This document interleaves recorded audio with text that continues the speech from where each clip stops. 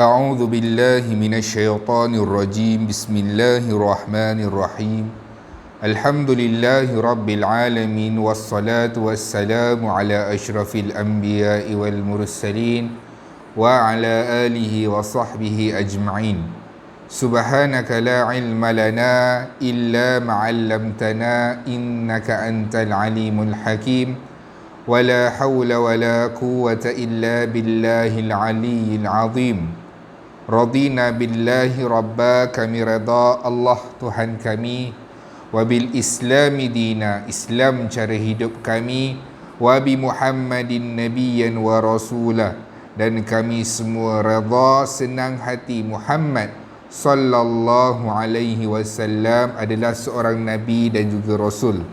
Rabbi yassir wa la tu'assir fa inna at-taysir alayka yassir, Rabbi tammim bil khair. Allahumma a'inna ala dzikrika wa syukrika wa husni ibadatik. InsyaAllah kita masih lagi bersama dengan Nabi Muhammad sallallahu alaihi wasallam menelusuri kitab karangan Syekh Safiur Rahman Al-Mubarakfuri, kitab yang diberi nama Ar-Rahiqul Makhtum, Sirah Nabi Muhammad, perjalanan hidup luar biasa. Yang pertamanya sekali, mengapa kita mempelajari sirah adalah bertujuan untuk mewujudkan rasa cinta terhadap Nabi Muhammad sallallahu alaihi wasallam. Bukan hanya sekadar cinta kita hanya di bibir, tapi cinta kita adalah datangnya daripada hati, daripada pengamalan sunnah, dan juga kita mencintai Rasulullah kerana kita kenal Rasulullah sallallahu alaihi wasallam. Kita boleh sebut kenal ataupun sayang dengan keluarga sebab dia adalah ahli keluarga kita. Kita boleh sebut kita sayang kepada emak, kepada ayah, kepada adik-beradik, kepada isteri, kepada suami, sebab mereka ada kaitan dengan kita. Kita hidup bersama mereka dan kasih sayang itu memang muncul. Tapi Rasulullah sallallahu alaihi wasallam sudah meninggalkan kita hampir 1400 tahun lebih lamanya. Jadi nak mewujudkan rasa cinta daripada hati kita adalah dengan kita mengetahui sirah Nabi Muhammad sallallahu alaihi wasallam. Lagi banyak kita kenal Nabi Muhammad sallallahu alaihi wasallam melalui pembacaan sirah, melalui pengetahuan kita daripada sirah Nabi Muhammad. InsyaAllah kita duduk dekat Mekah, kita duduk dekat Madinah, kita duduk dalam Masjid Nabawi, termenung lama kita. Sebab apa? Sebab kita membayangkan kehidupan Nabi. Di sinilah tanah yang dulunya Nabi duduk, di sinilah udara yang dulu 1400 tahun dahulu Nabi hirup. Kita membayangkan kehidupan Rasulullah sallallahu alaihi wasallam melalui pengetahuan sirah. Jadi ini akan menimbulkan rasa cinta yang lebih mendalam terhadap Rasulullah sallallahu alaihi wasallam. Dan yang kedua adalah mengapa kita mempelajari sirah? Kerana Allah Subhanahu wa taala yang suruh.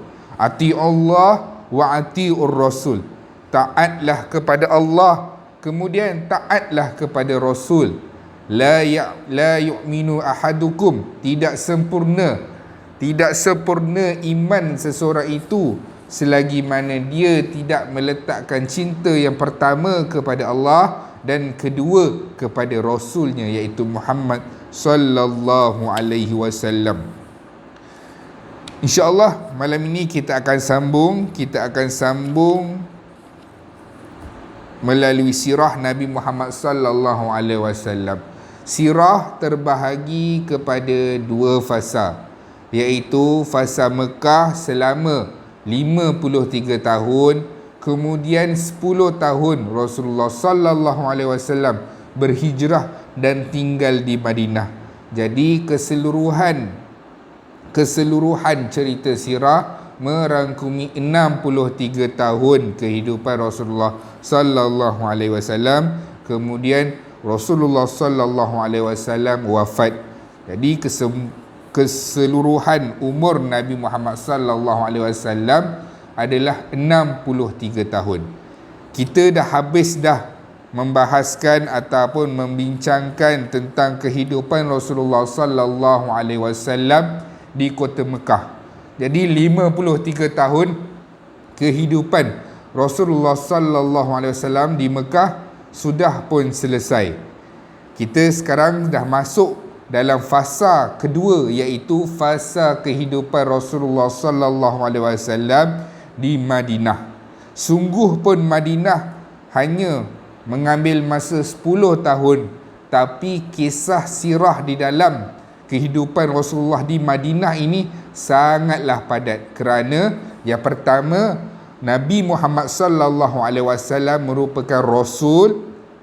Kedua, Rasulullah sallallahu alaihi wasallam merupakan pemerintah ataupun Perdana Menteri Madinah ketika itu. Dan ketiga, Rasulullah sallallahu alaihi wasallam beristerikan 9 orang isterinya di Madinah. Di Mekah Rasulullah sallallahu alaihi wasallam hanya berkahwin dan hidup bersama dengan Siti Khadijah. Dan di Madinah cabarannya lebih berat sebab apa? Di Madinah sudah mula ada perperangan. Negara-negara luar ataupun orang-orang luar sudah mula mencabar negara baru, iaitu negara pimpinan Rasulullah sallallahu alaihi wasallam, negara Islam Madinah.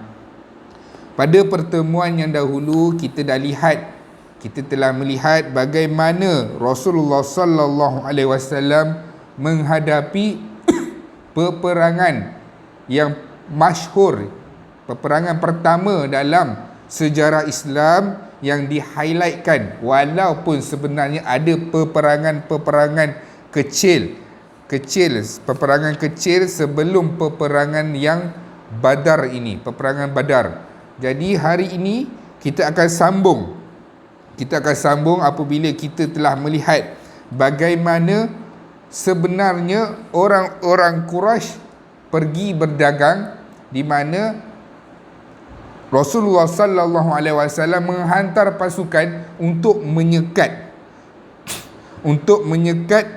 rombongan yang membawa harta-harta yang untuk diberikan dana, sebagai dana untuk mereka kumpulkan untuk menentang orang Islam. Jadi Rasulullah sallallahu alaihi wasallam menghantar rombongan tersebut ataupun pasukan ini untuk menyekat. Tapi Abu Sufyan dengan kelicikannya berjaya melepasi halangan yang Rasulullah sallallahu alaihi wasallam ini nak buat. Jadi apabila Abu Sufyan meminta bantuan daripada Quraisy, apabila mereka menghantarkan wakil, iaitu Damdam pergi ke Mekah, memecut kuda dia pergi ke Mekah, buat huru-hara kata harta Quraisy telah dirampas. Dan Abu Jahal mengerahkan keseluruhan tentera. Mereka dah bersedia lama dah. Dan apabila Abu Jahal mengumumkan bahawa kita akan berperang melawan Muhammad, jadi semuanya bersedia.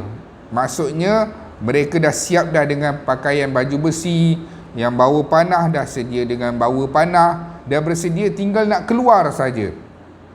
Jadi apabila Abu Sufyan berjaya melakukan helahnya untuk lari daripada sekatan yang dilakukan oleh Muhammad sallallahu alaihi wasallam, Abu Sufyan hantar wakil untuk pergi berjumpa dengan rombongan tentera ini supaya bagi tahu kita dah selamat, tak perlu nak berperang, kita dah lepas daripada sekatan Muhammad, boleh balik. Jadi Abu Jahal tak puas hati.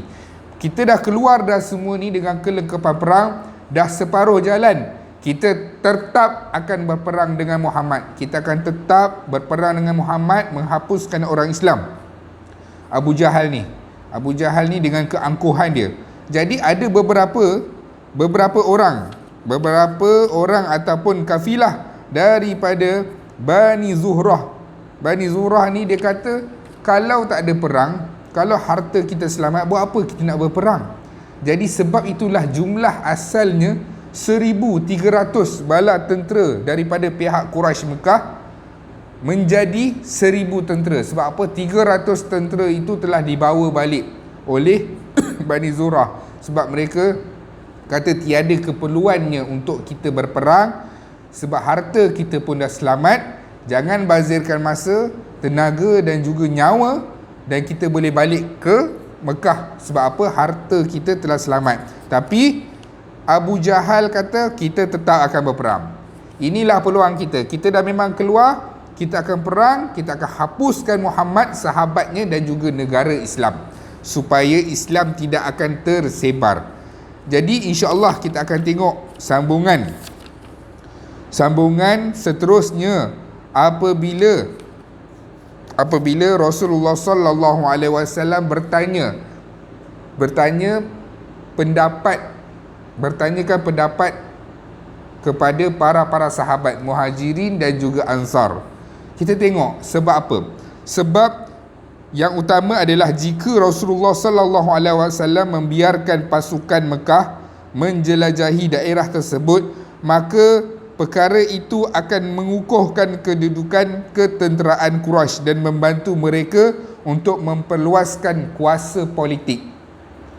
Kalau Rasulullah sallallahu alaihi wasallam berundur dan membiarkan perkara tersebut. Jadi inilah peluang mungkin gerakan Islam masih lagi mempunyai jasad selepas itu tetapi tidak memiliki roh. Maksudnya kalau kita biarkan Quraisy ini terus berkuasa ataupun bermaharaja rela, mungkin Islam hanya ada wujud pada jasadnya saja, tapi rohnya tak ada. Inilah peluang untuk pasukan Madinah benar-benar menunjukkan satu motivasi kepada negara baru Islam Madinah. Jadi apa yang kita boleh buat? Apa yang kita boleh buat adalah Rasulullah sallallahu alaihi wasallam berbincang dengan para sahabat. Sebab apa? Rasulullah adalah ketua yang mementingkan ataupun mengambil pendapat orang-orang bawahannya, iaitu sahabat-sahabatnya. Rasulullah tidak melakukan kuasa veto dia, tapi mengambil pandangan daripada sahabat-sahabat. Apa yang Rasulullah kata? Nabi Muhammad sallallahu alaihi wasallam mengisytiharkan kedudukan mereka yang perlu dipertaruhkan bermati-matian. Rasulullah kata inilah peluang kita, inilah masanya. Ketika itu hati sekelompok manusia dah mula bergoncang. Hati sebahagian orang-orang Islam ketika itu yang ada dalam rombongan tu dah mula bergoncang. Sebab apa? Pada asalnya mereka hanya nak pergi untuk menyekat rombongan dagangan Quraisy sahaja. Tapi Rasulullah mengisytiharkan kita akan berperang, kita akan menghadapi tentera yang besar. Tapi Rasulullah tanya pendapat para sahabat. Ada sebahagian sahabat ataupun orang-orang Islam yang ketika itu hatinya dah mula goyah, bergoncang. Sebab apa?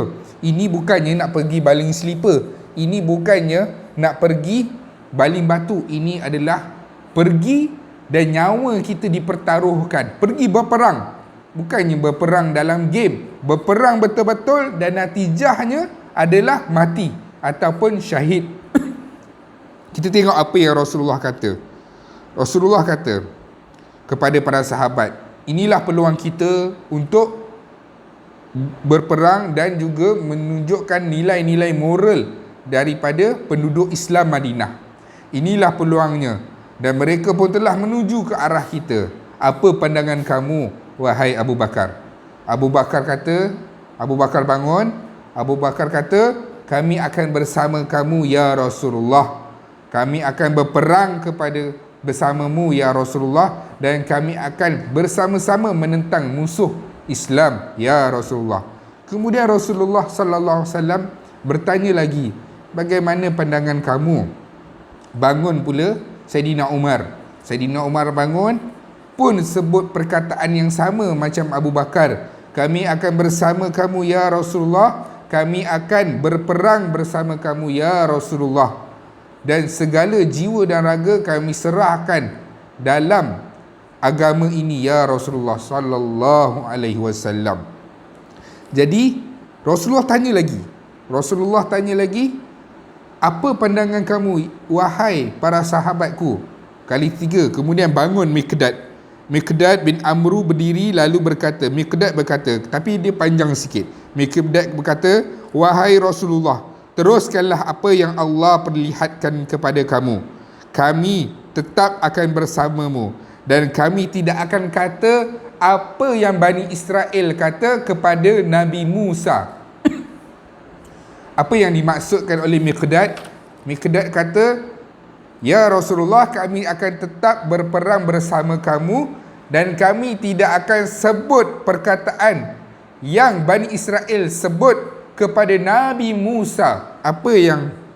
Apakah perkataan tersebut? Dalam perkataan itu dirakamkan dalam surah Al-Maidah.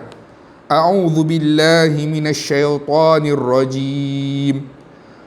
Fadhhab, maka pergilah engkau, wa rabbuka, bersama Tuhanmu, faqatila inna hahuna qa'idun, bersama Tuhan kamu pergilah berperang, kamu berdua, sesungguhnya kami tetap akan duduk di sini. Itulah perkataan yang disebut oleh Bani Israel kepada Nabi Musa, dalam keadaan Nabi Musa mengajak Bani Israel untuk pergi berperang menegakkan agama Allah. Apa yang dikatakan oleh Bani Israel? Fadhhab anta wa rabbuka faqatila inna hahuna qa'idun. Maka pergilah engkau bersama Tuhanmu dan berperanglah kamu berdua, sesungguhnya kami tetap akan duduk di sini. Itu perkataan yang diucapkan oleh kaum Nabi Musa, iaitu Bani Israel kepada Nabi Musa. Ini yang diucapkan oleh Miqdad bin Amru kepada Nabi Muhammad sallallahu alaihi wasallam. Kemudian Rasulullah bertanya lagi, jadi apakah pandangan kamu wahai sahabat? Jadi para sahabat ni masing-masing berpandangan. Sebab apa? Yang keluar tadi, yang pertama adalah Abu Bakar, Umar dan juga Miqdad. Jadi ketiga-tiga ini adalah orang-orang muhajirin. Jadi bijaknya para sahabat di sini apabila Sa'ad bin Mu'az dia bangun. Sa'ad bin Mu'az adalah daripada Ansar, iaitu penduduk Madinah. Sebab apa? Dalam perjanjian Aqabah, Rasulullah sallallahu alaihi wasallam membuat perjanjian bahawa kita akan bersama-sama Ansar dan Muhajirin mempertahankan kota kita, negara kita, iaitu Madinah, daripada diceroboh oleh musuh. Tapi sekarang situasinya di luar Madinah. Betapa Rasulullah sallallahu alaihi wasallam berpegang pada janji. Rasulullah nak dengar salah seorang sahabat Ansar yang bangun untuk memberikan pandangan. Sebab apa? Ketiga-tiga itu adalah sahabat Rasulullah sallallahu alaihi wasallam daripada Muhajirin, daripada Abu Bakar, Umar dan Miqdad. Kemudian bangun Sa'ad bin Mu'az bangun. Sa'ad bin Mu'az ni kata apa? Ya Rasulullah, seakan-akan kamu meminta wakil daripada Ansar untuk berucap. Rasulullah kata, ya betul. Apa yang dikatakan oleh Sa'ad bin Mu'az? Sa'ad bin Mu'az kata, kami telah beriman kepada kamu ya Rasulullah. Kami membenarkan kamu ya Rasulullah. Kami bersaksi bahawa apa yang engkau bawa adalah kebenaran. Maka kami akan memberikan janji, ikrar kami untuk mendengar dan taat. Maka teruskanlah apa yang engkau inginkan wahai Rasulullah, demi zat yang telah mengutuskanmu dengan membawa kebenaran. Jika engkau membawa kami ke dalam sebuah laut lalu engkau melompat ke dalamnya, pasti kami juga melompat ke dalamnya bersamamu. Seorang pun daripada kami tidak akan ada yang tertinggal. Kami tidak takut untuk bertemu dengan musuh pada hari esok kami orang yang bijak berperang dengan jujur di hadapan orang. Semoga Allah memperlihatkan kepadamu tentang diri kami sesuatu yang dapat menyejukkan matamu. Bawalah kami dalam berkat Allah. Sa'ad bin Mu'az berkhutbah panjang memberitahu bahawa janji dan taat setianya orang-orang Ansar bersama dengan nabinya iaitu Muhammad sallallahu alaihi wasallam, sehingga kan Sa'ad bin Mu'az kata, walaupun kamu pergi terjun dalam laut sekalipun, kami akan turut terjun dan tidak akan tinggal sedikit pun. Lalu Rasulullah sallallahu alaihi wasallam berasa gembira mendengar kata-kata para sahabat yang penuh semangat daripada Muhajirin, daripada Ansar. Lalu baginda sallallahu alaihi wasallam berkata, teruskanlah dan bergembiralah. Sesungguhnya Allah telah menjanjikan salah satu daripada dua kumpulan tersebut, iaitu Muhajirin ataupun Ansar. Demi Allah, seolah-olah aku sedang melihat tempat kematian mereka. Itulah ucapan ataupun yang telah dinyatakan oleh Rasulullah sallallahu alaihi wasallam. Rasulullah bermesyuarat, tidak syok sendiri, mengambil pandangan para sahabat, bertanyakan pada sahabat, bangun sahabat, tapi semuanya daripada Muhajirin. Rasulullah bertanya lagi, sebab apa? Perjanjian Aqabah. Perjanjian Aqabah tu bagi tahu kita akan bersama-sama mempertahankan negara ini, iaitu Madinah, daripada ancaman musuh. Tapi sekarang peperangan ini akan berlaku di luar Madinah. Jadi Rasulullah nak tahu daripada Ansar apa kata mereka, dan bangun Sa'ad bin Mu'az menjanjikan taat setia kepada Rasulullah yang tidak berbelah bagi. Kemudian kita akan tengok bagaimana Rasulullah sallallahu alaihi wasallam menghantar pasukan pengintip. Rasulullah menghantar pasukan pengintip Sariyah untuk pergi meninjau keadaan musuh, berapa ramai dan sebagainya, kekuatan musuh, jumlah mereka, kekuatan tentera mereka, berapa ekor kuda. Ini adalah salah satu taktik Rasulullah sallallahu alaihi wasallam yang bijak. Nabi tak hanya pergi berperang semata-mata, serang semata-mata. Peperangan ini Rasulullah menggunakan strategi. Apabila Rasulullah sallallahu alaihi wasallam menghantar tiga panglima, iaitu Ali bin Abi Talib, Zubair bin Awam dan Sa'ad bin Abi Waqqas radhiyallahu anhu, yang diikuti oleh beberapa sahabat. Mereka pergi ke mana? Ke air mata Badar. Mereka jumpa dua orang anak muda. Mereka bertanyakan tentang keadaan tentera Quraisy. Mereka tanya berapa bilangan mereka. Banyak tu berapa? Mereka tak dapat nak pastikan. Lalu Rasulullah sallallahu alaihi wasallam bertanya, berapa banyak haiwan yang mereka sembelih setiap hari? Sebab apa? Mereka pergi ke situ, Quraisy pergi situ, mereka bawa juga binatang-binatang ternakan untuk disembelih sebagai makanan. Apabila mereka membuat kem tentera mereka, dan kata orang yang mengambil air di air mata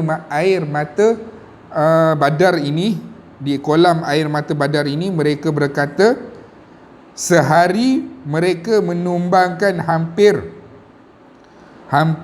9 ekor unta, kadang-kadang 10 ekor unta. Maksudnya dalam sehari mereka akan menumbangkan lebih kurang dalam 9 ekor ataupun 10 ekor untuk dimasak bagi jumlah keseluruhan tentera-tentera mereka. Jadi Rasulullah sallallahu alaihi wasallam menyatakan jumlah mereka anggarannya antara 900 hingga ke 1000 orang. Satu ekor unta boleh dimakan oleh 100 orang tentera, jumlahnya tu, anggarannya. Jadi kalaulah hingga 9 ke 10 ekor unta, ini melibatkan jumlah tentera yang banyak, sehinggakan 900 hingga ke 1000 tentera. Lalu Rasulullah tanya, apakah tentera-tentera Quraisy ini ada pemimpin-pemimpin mereka? Jawab orang yang mengambil air untuk tentera-tentera Quraisy itu yang ada bersama mereka adalah pemimpin Quraisy Utbah bin Rabi'ah, Syaibah bin Rabi'ah. Utbah ni dengan Syaibah adalah adik-beradik Abu Al-Bakhtari bin Hisham, Hakim bin Hizam, Naufal bin Khuwailid, Harith bin Amir, Thuwaimah bin Adi, Nadir bin Haris, Zama'ah bin Aswad, Abu Jahal bin Hisham dan Umayyah bin Khalaf.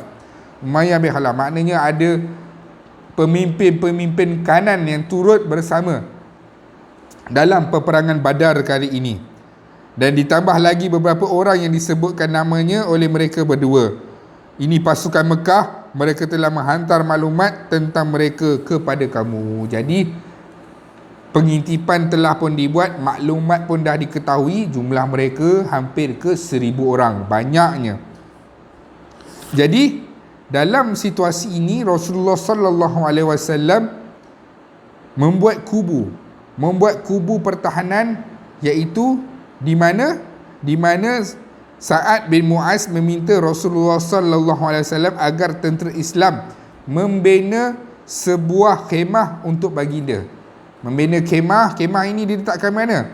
Diletakkan di bahagian bukit di bahagian anak bukit yang terletak di sebelah timur laut daripada medan perang, yang kedudukannya lebih tinggi daripada medan pertempuran.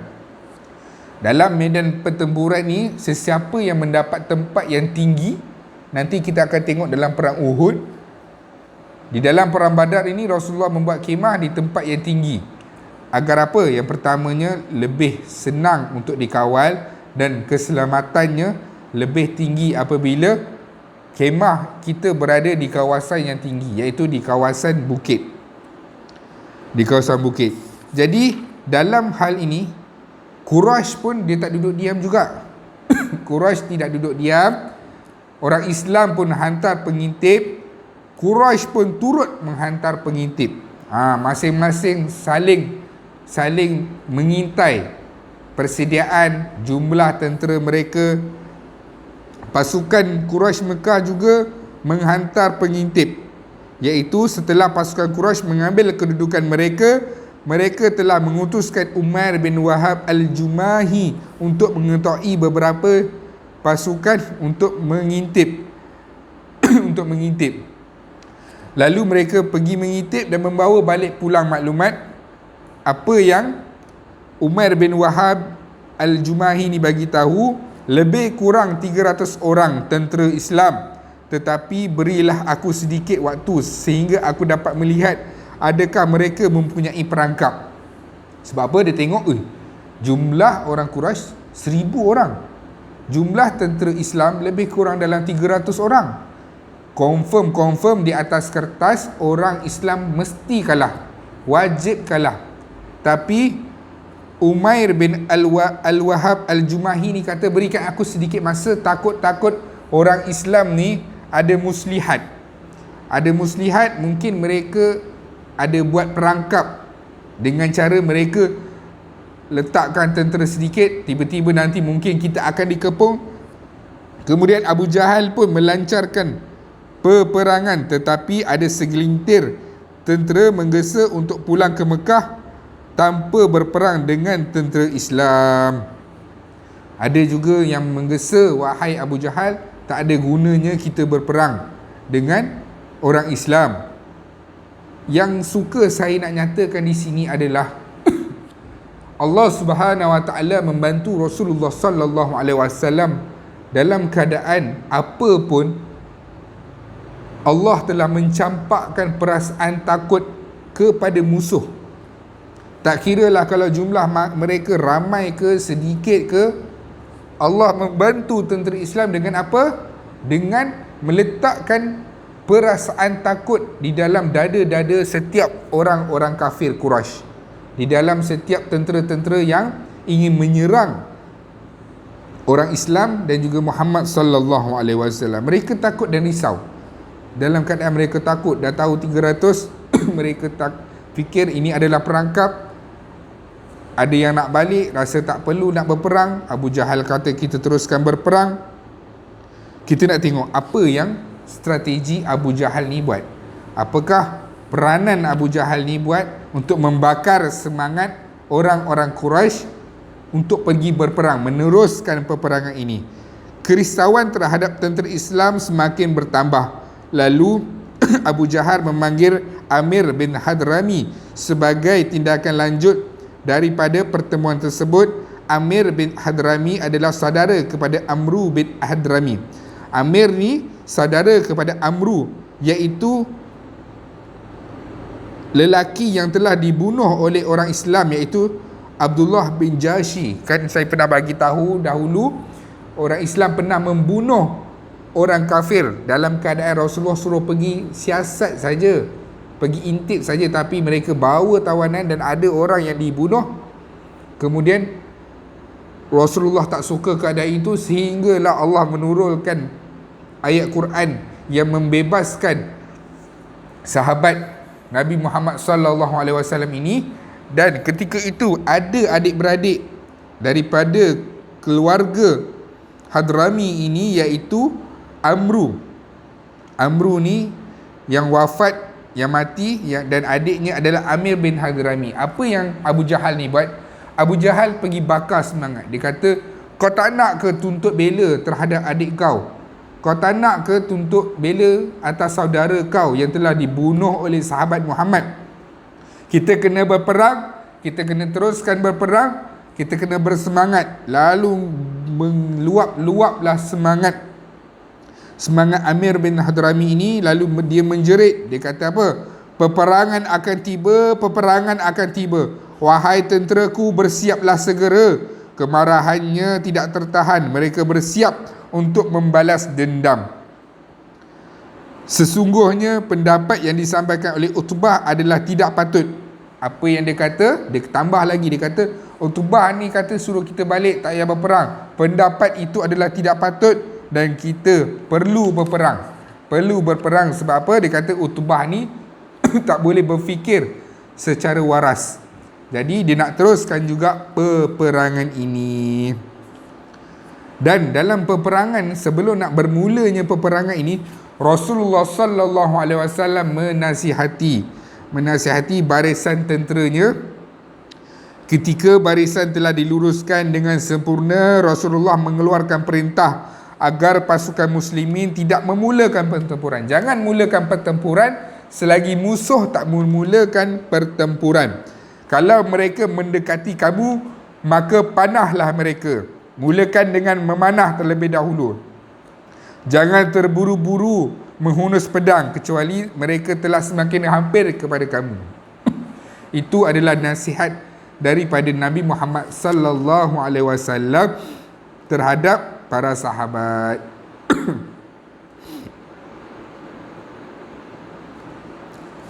Kita akan tengok permulaan percikan api peperangan yang pertama. Okey, mereka dah berkumpul, saling berpandangan, tentera Islam dan juga tentera Quraisy di dalam perang Badar ini. Kita tengok ya. Pertama dimulakan oleh Aswad bin Abdul Asad Al-Makhzumi. Ini adalah wakil tentera Quraisy. Dia tampil ke hadapan. Sebab apa? Sebelum berperang, mereka akan berlawan satu lawan satu. Apa yang dikatakan Asad bin Al-Makhzumi? Dia kata, aku berjanji aku akan minum dari kolam mereka, atau aku akan hancurkan kolam itu, ataupun aku mati dekatnya. Dia kata apa? Dia kata aku akan pasti minum di kawasan musuh, iaitu di kawasan tentera Islam, dan juga aku akan membunuh tentera Islam, dan kalaupun aku tak dapat membunuh, aku akan mati dekatnya. Dia kata, maksudnya dia nak pergi serang betul-betul. Dan apabila Aswad bin Al-Makhzumi terkenal dengan kepahlawanan dan juga ketegapan dia, lalu daripada pasukan Islam keluar Hamzah bin Abdul Muttalib. Siapa tak kenal Hamzah bin Abdul Muttalib? Iaitu bapa saudara Rasulullah yang gagah. Betapa gagahnya Saidina Hamzah bin Abdul Muttalib. Dia memburu singa dan juga hebat dalam bermain senjata dan merupakan orang yang ditakuti yang orang hormat ketika di Madinah suatu ketika dahulu. Hamzah bin Abdul Muttalib keluar untuk berlawan dengan Asad bin Al-Makhzumi. Tatkala mereka berdua saling berhadapan, Hamzah menyerang sehingga kakinya putus di bahagian pertengahan tulang ketiga.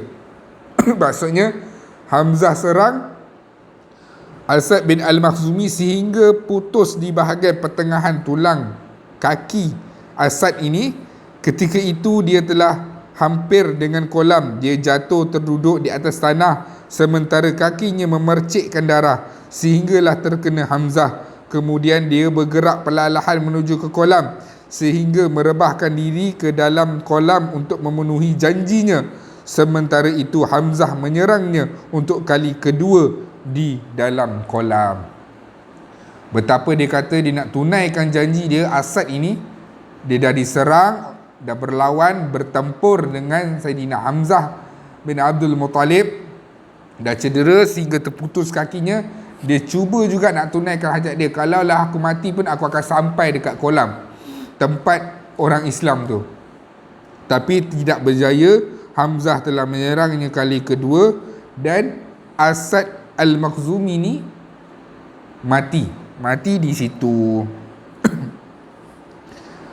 Jadi kemudian kita akan tengok itu adalah pertempuran pertama 1 lawan 1 antara Asad Al-Makhzumi dengan Saidina Hamzah. Kemudian kita akan lihat pembunuhan pertama yang menyalakan api pertarungan. Selepas itu 3 orang penunggang kuda terbaik daripada tentera Quraisy keluar daripada pasukan dan mereka berasal daripada sebuah keluarga iaitu Utbah bin Rabi'ah, Syaibah bin Rabi'ah dan Walid bin Utbah. Okey, 3 orang ni daripada Quraisy ni keluar daripada pasukan tentera pergi menuju ke hadapan. Apabila mereka keluar daripada barisan mereka, mereka meminta untuk bertarung. Oleh itu 3 orang pemuda Ansar keluar. Mereka keluar. Kali ini tadi 1 lawan 1. Kali ini 3 orang keluar, iaitu Utbah bin Rabi'ah, Syaibah bin Rabi'ah dengan Walid bin Utbah. 3 ini keluar untuk ajak bertempur. Lalu keluar wakil daripada tentera Islam, kali ini daripada Ansar. Ansar keluar menyahut cabaran 3 orang itu. Mereka adalah Auf bin Harith, Muawidh bin Haris dan juga Abdullah bin Rawahah. 3 orang Quraisy pun bertanya, siapakah kamu? 3 orang Ansar menjawab, sekumpulan orang daripada Ansar. 3 orang Quraisy pun bertanya, wahai orang Ansar, kamu tidak mempunyai permasalahan terhadap kami, jadi kamu tidak perlu berlawan dengan kami. Kemudian salah seorang daripada mereka menjerit dengan kuat, hai Muhammad, keluarlah orang-orang daripada kamu kita sendiri. Maka Rasulullah berkata, pergilah Ubaidah bin Harith, pergilah Hamzah, pergilah Ali. Apa yang kita faham dekat sini, apabila keluar daripada orang Ansar, orang Quraisy ni dia main psikologi. Dia kata, Muhammad, keluarkan orang kamu, jangan gunakan orang Ansar untuk berperang, kami tak ada masalah dengan mereka. Keluarkan orang-orang daripada Muhajirin, maksudnya orang Mekah, orang yang kami memang nak perangi. Kemudian Rasulullah kata, pergilah Ubaidah bin Harith, pergilah Hamzah dan juga pergilah Ali. 3 orang keluar. Ketiga-tiga inilah yang diarahkan oleh Rasulullah pergi dan telah berada dekat dengan 3 orang Quraisy tadi. Maka 3 orang Quraisy pun bertanya, siapakah kamu? Setelah 3 orang yang ditunjukkan oleh Rasulullah sallallahu alaihi wasallam itu menjawab pertanyaan 3 orang Quraisy, 3 orang Quraisy pun berkata, kamu adalah orang-orang terhormat di kalangan bangsa kamu. Ubaidah yang paling tua menentang Utbah bin Rabi'ah, Hamzah menentang Syaibah dan Ali pula menentang Walid. Maksudnya 1 lawan 1. Tapi 3 orang keluar sekali. Hamzah dan Ali tidak mempunyai masalah untuk membunuh lawan masing-masing. Hamzah dengan Ali sekejap saja dapat selesaikan lawan masing-masing. Maksudnya serangan 3 orang ni 2 daripada tentera Islam dah berjaya, iaitu Hamzah dan Ali tidak mempunyai masalah untuk membunuh lawan masing-masing, sedangkan Ubaidah terpaksa berhampas pulas dan menerima tentangan yang sengit sehingga berlaku perlawanan yang panjang. Maksudnya Ubaidah mengambil masa yang lama untuk melawan daripada tentera Quraisy tadi, mengambil masa yang lama pertempuran itu, sehinggalah tapi akhirnya Ubaidah ini berjaya melawan musuhnya panjang, di mana masing-masing di antara mereka saling melemahkan lawannya. Kemudian Ali dan Hamzah menyerang Utbah sekaligus membunuhnya. Selepas itu mereka menetak kakinya hingga putus. Ubaidah masih bernasib baik sehingga dia mati di Syafra 4 atau 5 hari selepas peperangan Badar. Ubaidah ni dia tetap tewas walaupun dia dapat bertahan, tapi lepas daripada 5 hari peperangan Badar dia wafat ketika tentera Islam berada dalam perjalanan pulang ke Madinah. Ali bersumpah atas nama Allah. Sayyidina Ali bersumpah atas nama Allah, sesungguhnya ayat ini turun berkenaan tentang mereka. Hadani khosman ikhtasamu fi rabbihim. Inilah dua pihak yang saling bertarung demi membela agama Allah. Jadi sekadar itu dulu berkaitan dengan Perang Badar. Kita dah cerita bagaimana Rasulullah sallallahu alaihi wasallam dengan para sahabat mereka berbincang.